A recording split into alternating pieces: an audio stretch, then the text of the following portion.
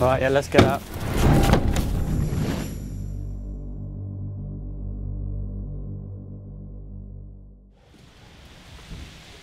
So we're in the LENINSKY district of Donetsk, which is the capital of the pro-Russian Donetsk Peoples Republic. For the past 3 weeks, the Ukrainian army have slowly encircled the city, and there's been tit-for-tat shelling from both sides, which often results in civilian homes being damaged and people getting killed here. Вчера приблизительно в 10 часов утра, приблизительно со стороны аэропорта, прилетел сюда снаряд. На втором этаже был мужчина 53 лет.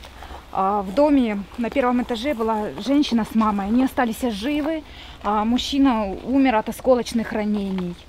53 года, мужчина вообще был очень хороший. Ну, мы просто в шоке, что так получилось. Видите, вот так вот снаряд вот летел, он и застрял, там стенки достали. Снаряд там стенки был.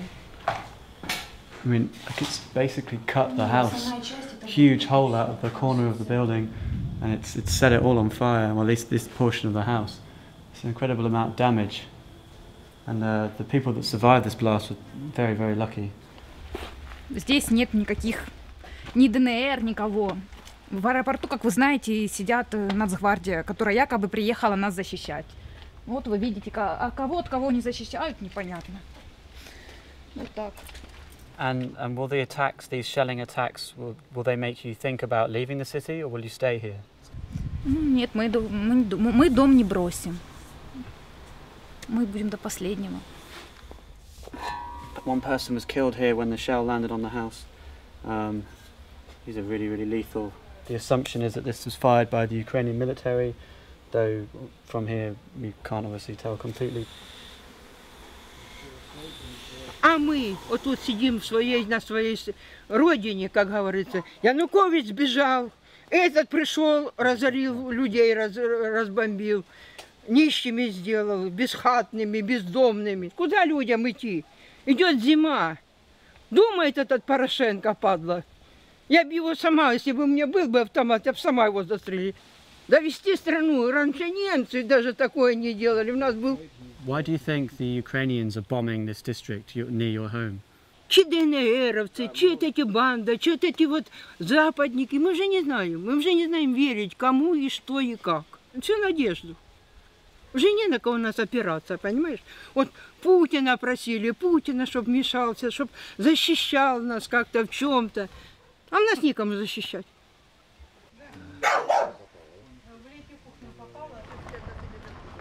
The war now has come to the suburbs of Donetsk, leaving a lot of civilians caught in the crossfire. So before the war, the population of the city was around 1 million people, and now they think almost half the population has fled, and it's very, very quiet. And there's some people that are checking out destroyed Ukrainian government equipment here, but other than that, with the shelling going on, most people are only coming out for food and to go to work if they still have a job.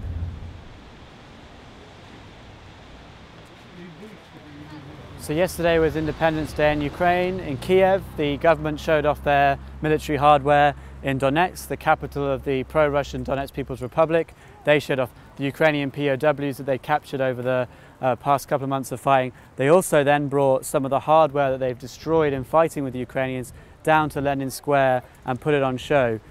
Some of the vehicles have got swastikas drawn on them because they believe that the Ukrainians that are fighting the DNR here are fascists. But yeah, it's kind of a bit of a grim spectacle, really.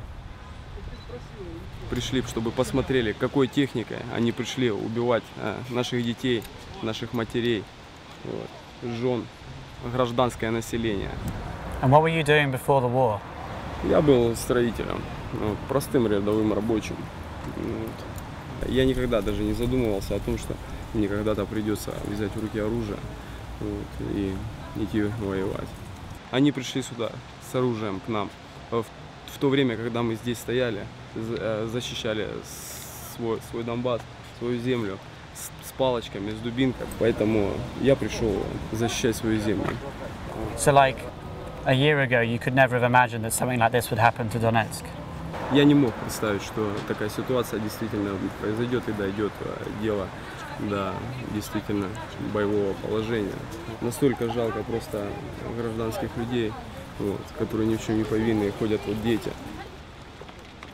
On Monday, the pro-Russian forces of the Donetsk Peoples Republic, along with a column of tanks and artillery, crossed over the border from Russia but was stopped after a skirmish with Ukrainian forces outside the town of Novoazovsk. With rumours of Russian involvement in this new rebel offensive, we drove down from Donetsk to see for ourselves. At the moment it's fairly quiet, though there is a big plume of smoke here that the locals are saying was the result of some shelling on some Ukrainian army positions. We're trying to head there now.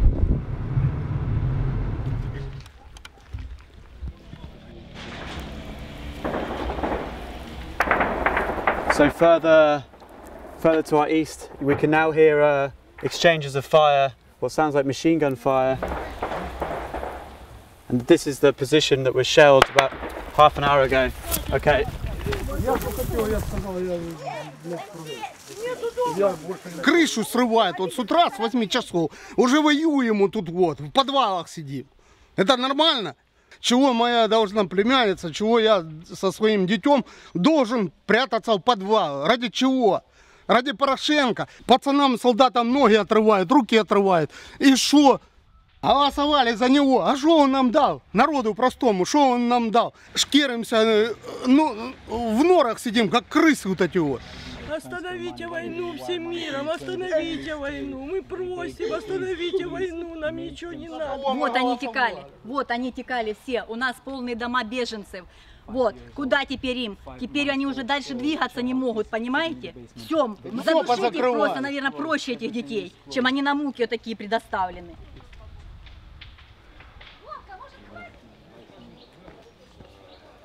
So this is the infection department of the hospital in Novoazovsk. A shell landed and hit this tree behind me and spraying the front of the building with shrapnel.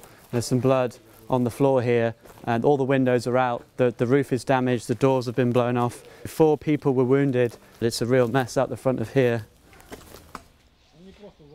After leaving the hospital, we headed to a nearby Ukrainian army checkpoint to find out more about the new rebel offensive in the area. Okay, Andrei, can you tell us what happened yesterday when the pro-Russian forces advanced? Перед тим обстріляли, знищили погранзаставу градами, вони знищили погранзаставу нашу, Новоазовську. Це була підготовка для прориву, проходу. Вони собі зайшли і все, заїхали. І без питань. Танки, дуже велика кількість Тому що ми своїм стрілковою зброєю танки не зупинимо і гради.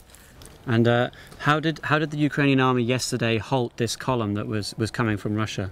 Вот, ну, якби пізніше підійшла авіація. І вони чуть-чуть Вони обстрілювали. So they're going to try and surround this town right now. Конечно. Они окружают Новоазовск. Хочу, чтобы вся Европа услышала нас. Не будьте пассивными, меркантильными. Помните, что самолет, который был сбит. У мене в самого донька Соломія.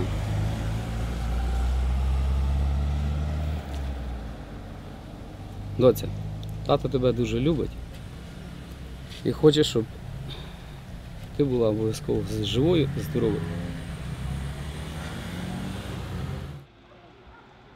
With things calm in Novoazovsk, we left the area, only to hear shortly afterwards more shelling had forced the Ukrainian army out of the town. We headed back, only to be stopped at the village of BEZIMENNE by volunteer fighters of the pro-Ukrainian Dnipro battalion. Roman, can you tell me what's going on right here at the moment? Они начали утром в Новоазовске в начале и через километр начали пристреливать территорию. Когда мы подходим, у них уже пристреленный квадрат, они начинают его обрабатывать, потому что стоят по бокам, находятся наводчики. Местные наблюдают, телефонами отзваниваются. Здесь сепаратистов много еще, мы же не всех отловили. Еще более-менее хотят вернуться не в Россию, а в совок. Это разные вещи. Это в мозгах еще не все. Они еще живут в 40-х годах прошлого столетия. Do you guys think that if you weren't facing heavy artillery, that you could take on the DNR? Там нет ДНР, это российские войска. На танках закрашены парашюты плохой краской и нарисован сверху флаг ДНР. Какая, самарская? Я вот Российскомовные украинские националисты. Здесь у каждого из нас, по большому счету, русская фамилия. Все вместе, чтобы Путин не существовал. The Dnipro fighters recommended that we didn't try to return to Novoazovsk that evening, claiming the pro-Russian forces were shelling the road.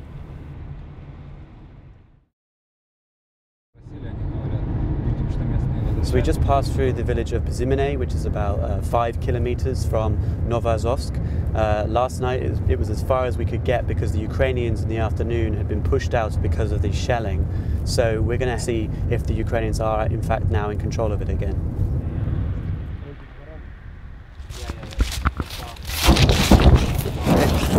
Alright, yeah, let's get out. Yeah, there, look.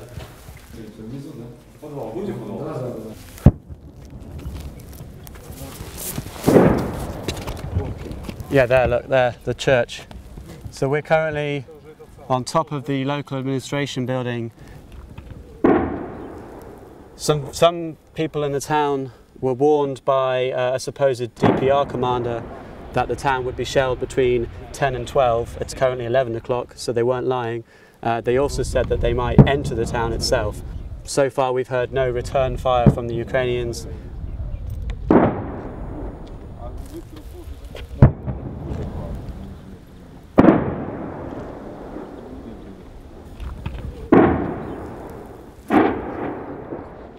At the moment they're shelling the road that heads east towards the Russian border at positions where Ukrainian military were yesterday but not today.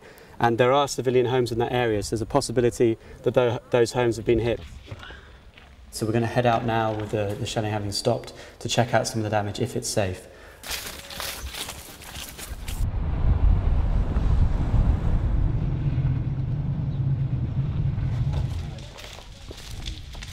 So this is apparently where the National Guard were stationed on the edge of Novoazovsk.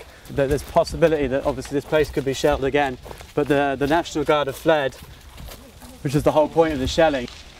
We haven't seen any Ukrainian military in the town for the past half an hour, 45 minutes. The shelling has set fire to some of the dry grass on the bank here, and they've obviously scored a number of direct hits on this building. Apparently it's a bread factory. Слава Богу, все живы и здоровы. Are you hoping that the Ukrainian military come back to this town to secure it? Я не знаю, кто нас должен защищать уже в этой обстановке. Мы просто не хотим войны. Уже все равно, честное слово. Очень сложная политическая эта обстановка. Пусть решают политики. With the possibility of more shelling, we left Novoazovsk in search of the Ukrainian forces who are now stationed on the road outside of the town. Could you tell me, Camille, what happened this morning in Novoazovsk? Был сделан проход благодаря тому, что нет тяжелого вооружения. Мы бы держали эту часть границы. Но у нас нет тяжелого вооружения. Были сняты. Наша задача на сегодняшний день удерживать город Новоазовск. Но только чем? Автоматами? Против градов? Минометов? On Independence Day in Kiev, there were a lot of military vehicles on parade. Do you feel a bit let down that that sort of heavy material that you need isn't being sent down to this area? Это обида, да, мягко сказано. Это наши жизни. И почему были потрачены средства на этот парад? Почему эти средства не были пущены сюда? А что мы праздновали вообще? Мы выиграли в этой войне. В чем проблема? Идет гражданская война, по сути гражданская война. И плюс еще война объявлена нам Россией. И вот мы вот варимся в этих котлах. Еще воюем против тех, кто в Киеве. Мы среди трех огней, получается. Have you been ordered to try and take back Novoazovsk, or are you just going to kind of stay here and try and hold the road? Будем смотреть и дальше, как судьба ляжет. Дойдем в Новоазовск, посмотрим. Можем не дойти, как Бог даст. Later that day, the pro-Russian forces with tanks entered the town and dug themselves in. The next day, we returned to BEZIMENNE to see what remained of the Ukrainian military presence around Novoazovsk, who were in dire need of heavy reinforcements.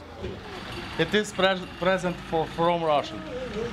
What orders have you been given today? Have you been told to hold this village? We must try to stop Russian tanks in this line. And have you got the weapons to do that? Actually, I don't think so. We try to go out, children from Novoazovsk, but the Russian soldiers shooting in there.